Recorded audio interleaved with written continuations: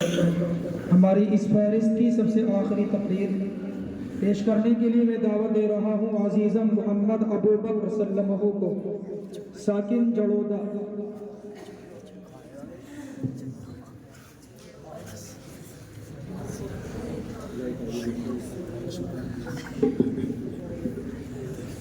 بسم اللہ الرحمن الرحیم۔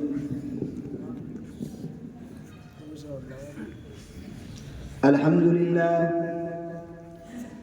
لله نحمده ونستعينه ونستغفره ونؤمن به ونتوكل عليه ونعوذ بالله من شرور أنفسنا ومن سيئات أعمالنا، من يهده الله فلا مضل له ومن يضلله فلا هادي له، ونشهد أن لا إله إلا الله وأشهد أن محمدا عبده ورسوله، أما بعد فأعوذ بالله من الشيطان الرجيم، بسم الله الرحمن الرحيم، كل نفس ذائقة الموت۔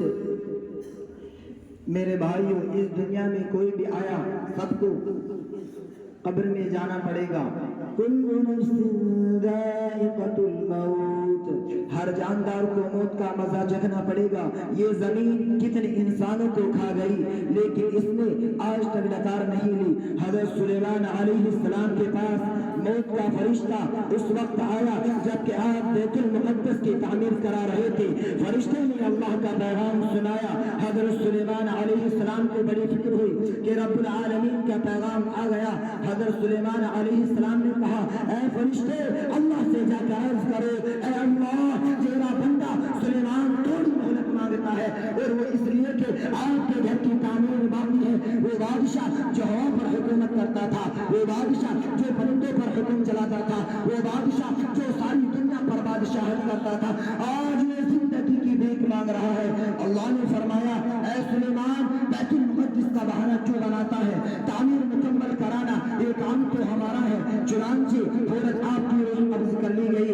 قرآن کہتا ہے، اذا جاء اجلهم فلا يستغفرون ساعة ولا يستقدمون، جب تمہارا وقت متعین آ جائے گا پھر ایک لمحے کی بھی مہلت نہیں مل سکتی۔ دوسری جگہ ارشاد فرمایا، انما تکونوا یدرککم الموت ولو کنتم فی بروج مشیدہ، جہاں کہیں بھی تم ہوں گے موت تم کو آ پکڑے گی، اگرچہ تم مضبوط قلعوں میں بند ہو جاؤ، کسی کو موت کا علم نہیں ہے کب کہاں اور کیسے آئے گی۔ آگاہ اپنی موت سے کوئی بشر نہیں ہے، سامان 100 برس کا پل کی خبر نہیں ہے۔ غافل تجھے گھڑیال یہ دیتا ہے نمانے، کردوں نے گھڑی عمر کی ایک اور گھٹا دی۔ کالی کملی والے حضور کا فرمان ہے، اذا اصبحت فلا تنظر المساء واذا امسيت فلا تنظر الصباح وعد نفسك من الاموات۔ اے انسان، جب تو صبح کر لے بس شام کا انتظار مت کر، اور جب تو شام کر لے تو صبح کا انتظار مت کر، اور تو اپنے آپ کو مردوں میں شمار کر۔ ایک روز بی بی مریم علیہ السلام پاؤں پر تھی، روزہ رکھے ہوئے تھی، اچانک موت کا فرشتہ آدمی کی شکل میں آپ کے پاس آیا اور کہا، اے راتوں کو جاگنے والی، دن بھر روزہ رکھنے والی، تجھ پر سلام ہو۔ حضرت مریم نے فرمایا، تو کون ہے؟ تیری آواز سے میرا کلیجہ کانپ گیا۔ فرشتے نے جواب دیا، میرے متعلق نہ پوچھو، میں بچوں کو یتیم کرنے والا ہوں، میں عورتوں کو بیوہ بنانے والا ہوں، میں محلات کو خالی کرنے والا ہوں، میں بہادر اور بادشاہوں کی جان لینے کے لیے آیا ہوں، اور آج تیری جان لینے کے لیے آیا ہوں۔ حضرت مریم نے فرمایا، تھوڑی مہلت دیجیے، حضرت عیسیٰ جنگل گئے ہوئے ہیں، ذرا ان کو آنے دیجیے۔ فرشتوں نے جلدی سے جواب دیا، مجھے جس سانس میں روح قبض کرنے کا حکم ہوتا ہے میں اسی سانس میں روح قبض کر لیتا ہوں، دوسرا سانس بھی نہیں لینے دیتا ہوں۔ یہ کہہ کر فوراً حضرت مریم کو ہمیشہ ہمیشہ کی نیند سلا دیا، اور یہ کہا، حضرت عیسیٰ علیہ السلام آئے۔ جب دیکھا کہ پیاری والدہ اللہ سے جا ملی، جناب باری میں عرض کیا، اے میرے مولا، جس وقت میری والدہ کا انتقال ہوا میں یہاں موجود نہیں تھا، ان کو زندہ کر دیجئے۔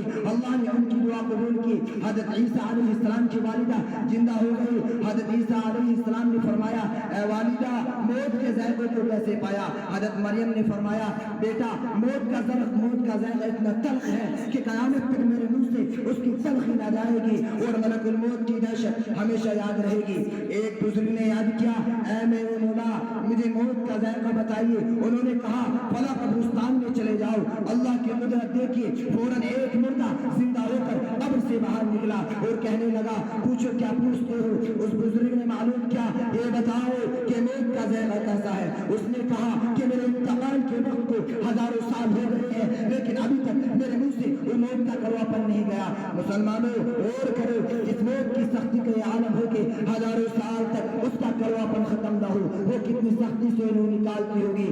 اور ایک روایت میں یہ بھی آتا ہے، میں اپنی تقریر کو یہیں ختم کرتا ہوں، یا رب تیری رحمت کا امیدوار آیا ہوں، منہ ڈھانپے کفن سے شرمشار آیا ہوں، یا رب چلنے نہ دیا بارے گناہ نے مجھ کو پیدل، اس لیے کندھوں پر سوار ہو کر آیا ہوں۔ وآخر دعوانا